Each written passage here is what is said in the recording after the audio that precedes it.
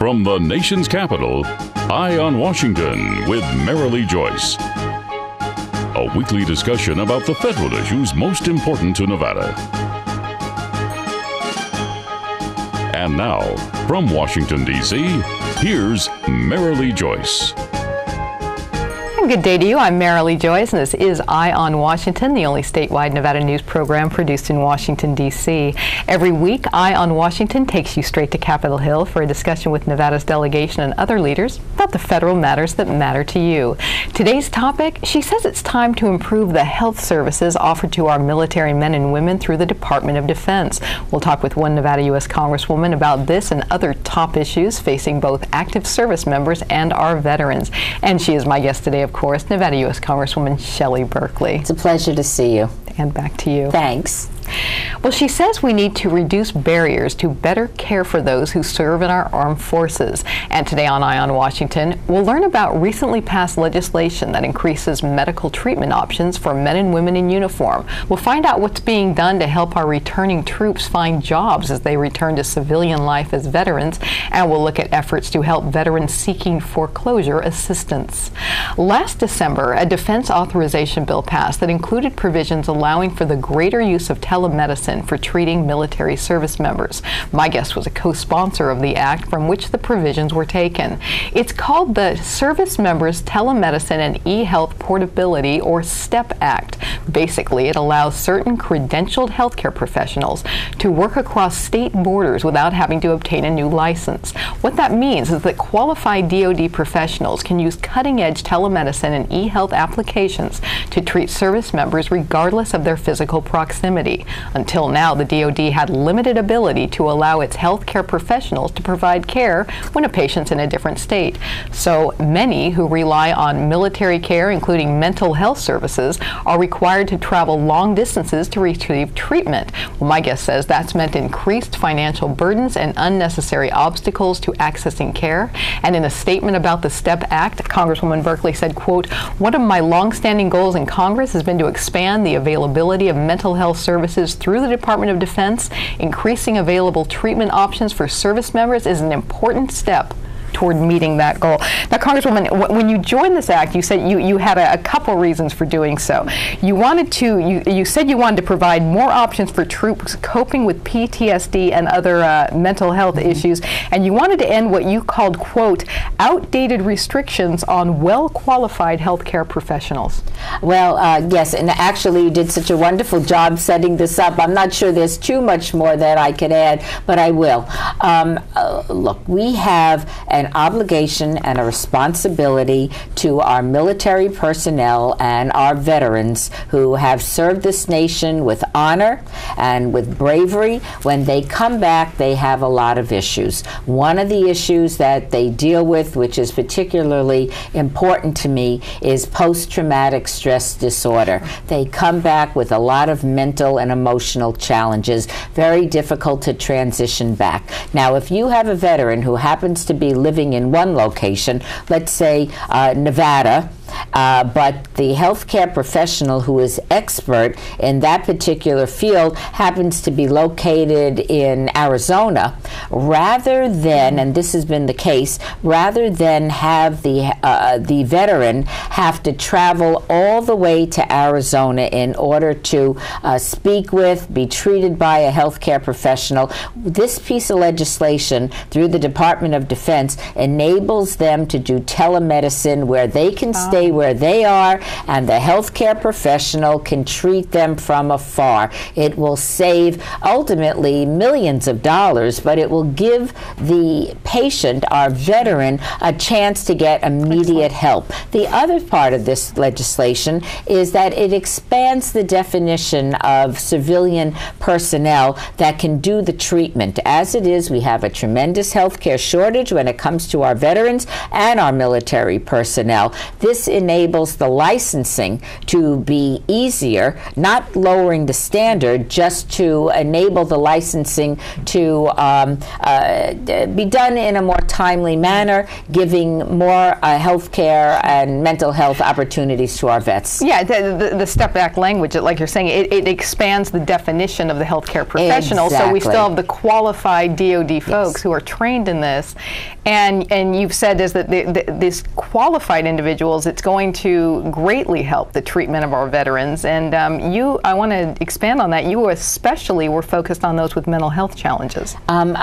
We know that, of course, many of our troops are injured in the line of duty and in their service to this nation, and we treat them. We have some of the finest facilities for physical problems, but so many of our veterans come back from the field of battle from serving this nation with issues and problems that are not easily identifiable. Post-traumatic stress disorder, transitioning back to a civilian life, is a challenge for so many of our men and women. So it's important for us to recognize that this is a legitimate problem. It's a legitimate disability, but it doesn't have to be a permanent one. We can treat it, and these vets, unlike in wars in years gone by, we can actually help them transition back with the proper medical personnel and healthcare professionals that are trained to identify post-traumatic stress disorder and be able to treat it. And you've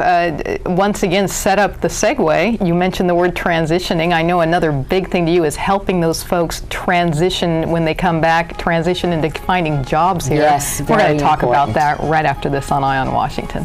You're watching Eye on Washington with Marilee Joyce. Brought to you by the National Mining Association, Caesars Entertainment, the Frias Companies,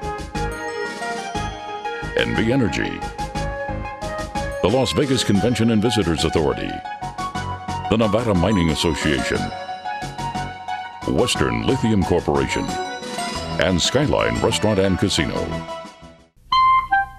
America's minerals have made us a nation of self-reliant dreamers, shaping our world and the endless ways we enjoy it.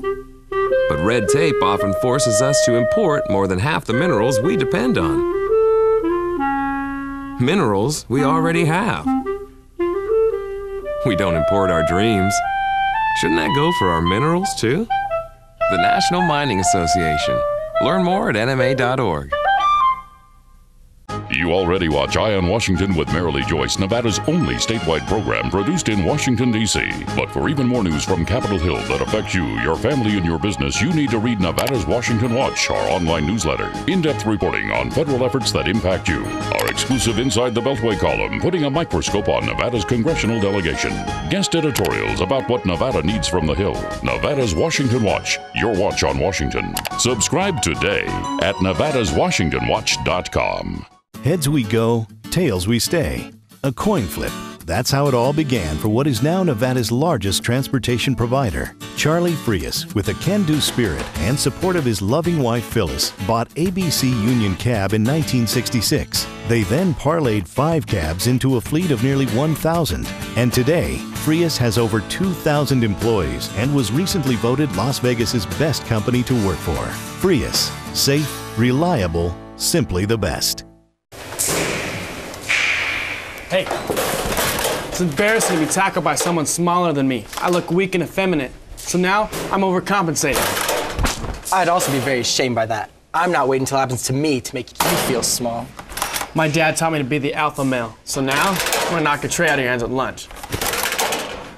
Kids bully for all kinds of reasons. None of them are good. Know your kids' friends and monitor their social networking. Find more tips at flipthescriptnow.org. And welcome back to Eye on Washington, our discussion of health, employment, and housing needs facing our military members and our veterans. My guest today is Nevada U.S. Congresswoman Shelley Berkley. Last fall, the Congress voted to hire heroes. No, really, that was the name of the landmark $1.7 billion package of Veterans Employment Aid that passed Congress and was signed into law. This Vow to Hire Heroes Act was a wonderful example of our congressional leaders coming together to do something to support veterans. The House passed it 422-0. The Senate 95-0. The legislation aims to help veterans find work in a difficult economy, an economy that has resulted in the loss of millions of jobs, approximately 1 million of those losses hitting veterans, according to reports. Vow to Hire Heroes seeks to help veterans seeking work by providing up to 12 months of Montgomery GI Bill payments to veterans ages 35 to 60 who have no other employment assistance. A 2-year goal is for 100,000 veterans to receive training in a new skill where jobs are available. Hire Heroes also gives service members a head start on finding jobs that lets them apply for federal employment even before they are separated or retired.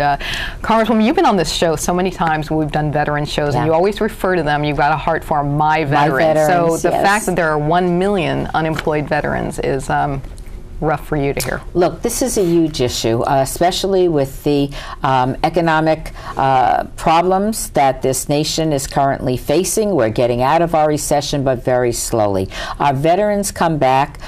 They are entitled to get a job, but so many of them find themselves not only unemployed, but living on the streets.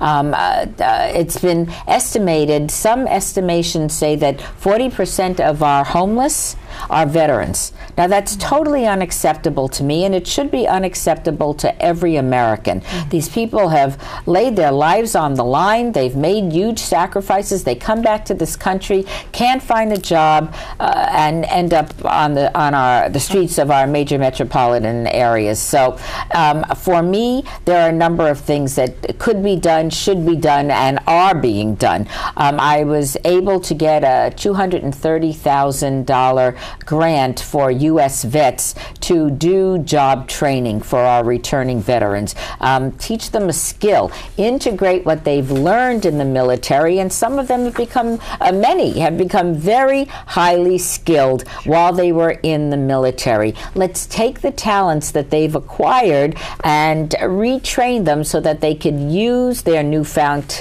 talents in their civilian life. It not only helps them, but it helps this country as well. I'm very concerned about the homeless. So we, and that was one of the reasons I was so upset about the Ryan budget, so-called Ryan budget, because it eliminated a homeless voucher program that would take care of 10,000 homeless veterans, get them suitable housing and the job training that they need so much. So I'm a tremendous advocate of that. So what is your $230,000? It's going to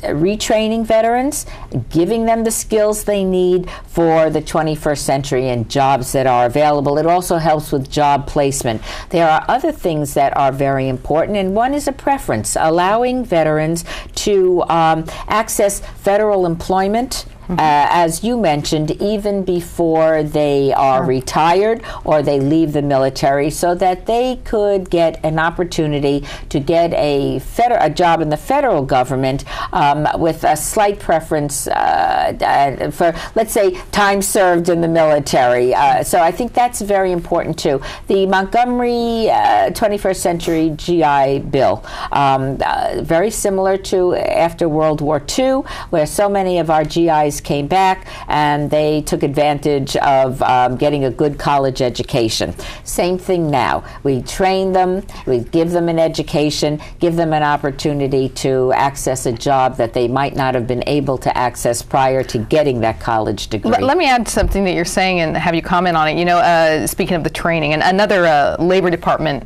finding I'm sure you'll find interesting is that veterans between the ages of 35 and 64, they have the highest financial obligations and the fewest available VA education and training options, and they continue to make up nearly 2/3 of all unemployed veterans. Yeah, that is very much the case, and generally between the age of 35 and 64, they have families to support, they come back, and they can't find a job because it becomes becomes very, very difficult to retrain. We're providing additional resources to give them the opportunity to either go get their college education, get retrained, and get job placement. That's an age group that is very important. And now, particularly since we have so many reserves, so many National Guard people serving this nation in Afghanistan and throughout the world, gives them an opportunity as well. We're running out of time here. I wanted to get to one thing. Another Labor Department,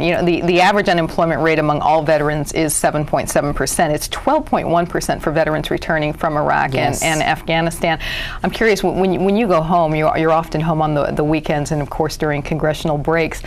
What do what do veterans tell you about the unemployment need? I mean, Nevada's already so struggling, but what about the veterans? Particularly in Nevada, where we're very hard hit. My veterans want a job. I don't hear any of them telling me they love unemployment benefits. Thank you so much. What they're saying is, Congresswoman, I'm qualified. I need a job.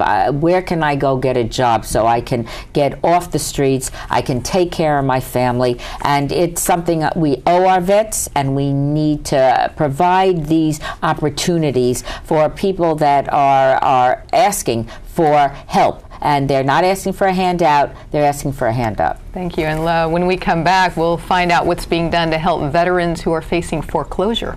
That's right after this.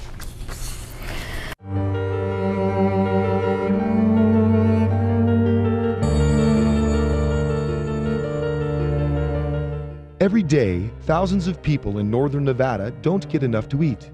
1 out of 5 children in northern Nevada go to bed hungry every night. But you can do something about it.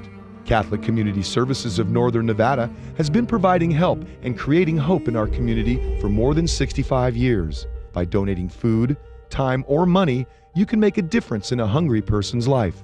When you make your generous donation to St. Vincent's Dining Room and St. Vincent's Food Pantry, you're helping to fight the scourge of hunger in northern Nevada. In these tough economic times, now more than ever, we need to help those less fortunate. To find out how you can donate to St. Vincent's Dining Room and St. Vincent's Food Pantry, call, click, or stop by, and together we can end hunger in northern Nevada.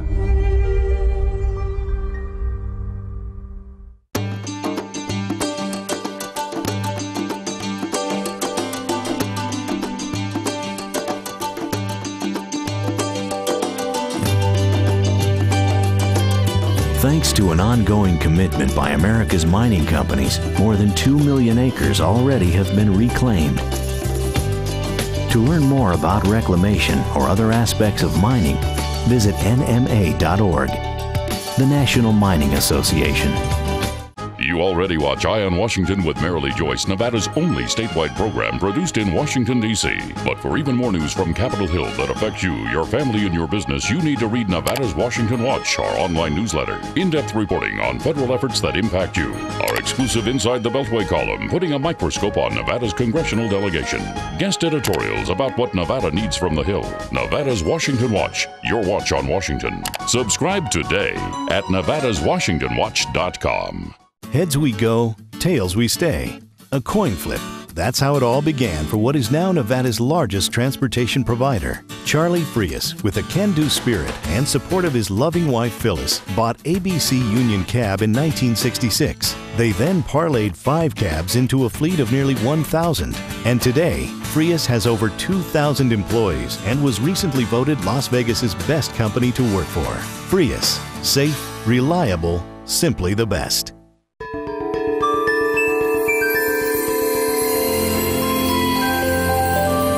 How will new energy technology make our lives better?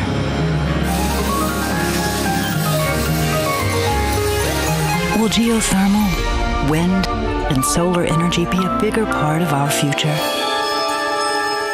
Yes. And soon it will all be in our backyard. Learn more at nvenergy.com. And welcome back to Eye on Washington, our discussion of needs facing our troops and veterans and what my guest says is the best way to meet them. We've been visiting with her, Nevada U.S. Congresswoman Shelley Berkley. Pleasure to be here. Last summer, Nevada got about $1.2 million in grant funding to help low-income veterans and their families transition from permanent affordable housing. It was big news to my guest, the Congresswoman, whose Clark County was to receive funds allowing U.S. vets and the local Urban League to assist more than 460 households. The grant program is a critical element of the VA's plan to prevent and end homelessness among veterans. My guest says it promotes housing stability among homeless and at-risk veterans and their families. Meanwhile, as the foreclosure crisis in Nevada continues, the Congresswoman has told the press that a special spotlight needs to shine on helping veterans in foreclosure. The group Fiserv Case-Shiller provides stats on home price trends. Its recent index numbers for my guest Las Vegas area shows that local home prices are expected to fall 15.9% between the second quarter 2011 and the second quarter of this year. Now, while we don't have current stats on local veterans in or facing foreclosure, my guest says there is great need for help here, including getting information to them on both federal and state agencies that exist to provide assistance and resource services just to those who have served us. And, you know, the foreclosure crisis is not news, but you've said we need to do a bit more news on the special needs facing our veterans here. Well, we discovered early in this mortgage foreclosure crisis that a large number of our active service personnel that were serving this nation in Iraq and Afghanistan, so they're up to their eyeballs. Every minute of the day they're in danger. They were getting information from home that their homes were being foreclosed on. So here they are serving our nation, and back home their families are not only facing foreclosure, but they're being thrown out of their homes. So we introduced legislation, and fortunately it passed, that there would be a 9-month grace period to give these military families who have active duty personnel serving this nation thousands of miles away an opportunity to figure out what, if anything, they can do. So it provided an extra bit of protection for military families so that they were not foreclosed on immediately. Now, after in this year, in 2012, it's gone down to a 3-month grace period, but it still gives a veteran an opportunity to try to figure out what they can do, their families figure out what they can do in order to stay in their homes, and if that's humanly possible, provide them with the resources they need to be able to do that. I think it's an important thing, and it's the least we could do for these men and women that are serving this nation overseas. In your estimation, are existing federal agencies doing enough to help veterans, or what more could be done? A lot of it has to do with providing the information so the veterans know that there are programs and services available to them. Look, so many times if they're serving overseas, they're not interested in figuring out, they're not able to figure out, oh, what programs are available to help my family. But we don't do a good job in giving the vital information that the veterans need to access the programs that are currently existing so that they can, in fact, keep their families in their homes or make sure that they can get out of their homeless situation. You know, of course, all of our delegation members encourage veterans to go to their website to find out what job and housing help resources are available.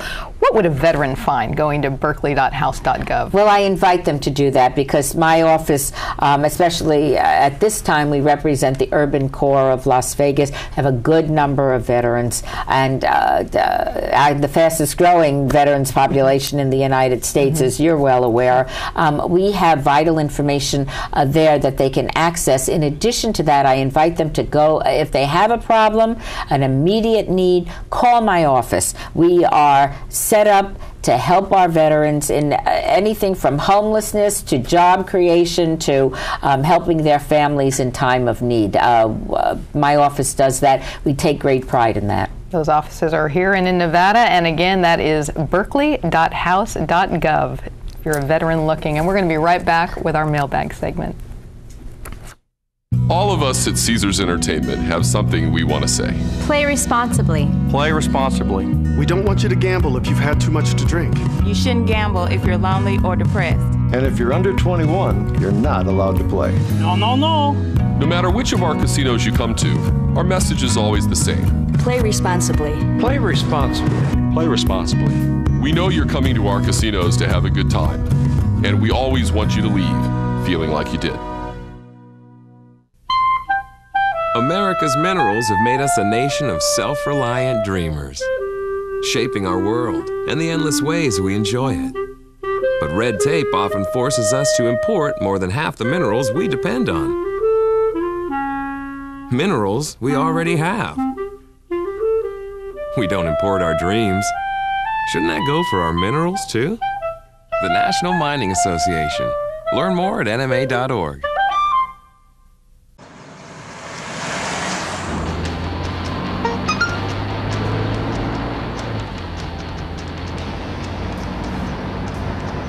The average text takes your eyes off the road for nearly 5 seconds.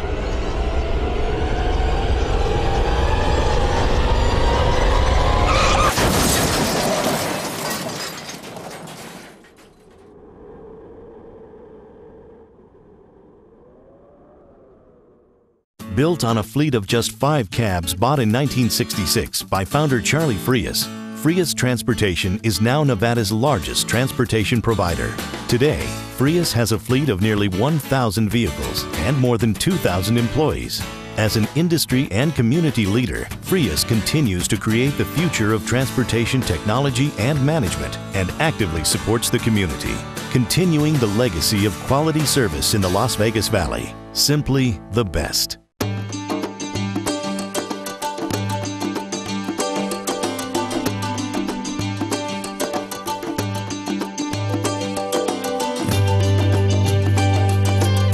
Thanks to an ongoing commitment by America's mining companies, more than 2 million acres already have been reclaimed. To learn more about reclamation or other aspects of mining, visit nma.org, the National Mining Association. We're back with our closing segment of Eye on Washington. It's our mailbag segment. In this segment, we tell you about an issue our guest is receiving a lot of correspondence about. We read one of your letters here on the air, and we invite our guests to respond to you right here. And Congresswoman, your office has been getting letters about solar energy lately, and I have a letter here from Walt of Las Vegas. He says, "Dear Congresswoman Berkley, what are the major barriers to development of solar energy collection in Nevada, and what could be done to remove them and allow for more rapid development?" What do you say to Walt? Well, I thank Walt for the question. Actually, the development of renewable energy, particularly in the state of Nevada, is a great passion of mine. We have an abundance of sun and wind and geothermal, which we can be harnessing. Not only can we become a net exporter of clean energy to the rest of the western United States, we can create an entire economy in Nevada based on green jobs. So I think Walt should know that we are working very hard to ensure that we can create the solar energy, provide tax credits and tax breaks to entice companies to come to Nevada, and that we create the transmission lines so that when we create the energy, not only is it a benefit to Nevada, but we can export that energy across the western United States. It creates good paying jobs, and it's good for our economy, and it's good clean energy. So you've got Walt's back, huh? I've got Walt's back. I love renewable energy. Thanks for being here today. Thank you so much. And that is it for this week's Eye on Washington. Be sure to join us next time as we discuss more important federal matters and their impact on Nevada. And visit joycecommunications.com or our Facebook page for more on the very latest from the Hill that affects your life. Thanks for joining us today. I'm Marilee, Joyce in Washington. Good day.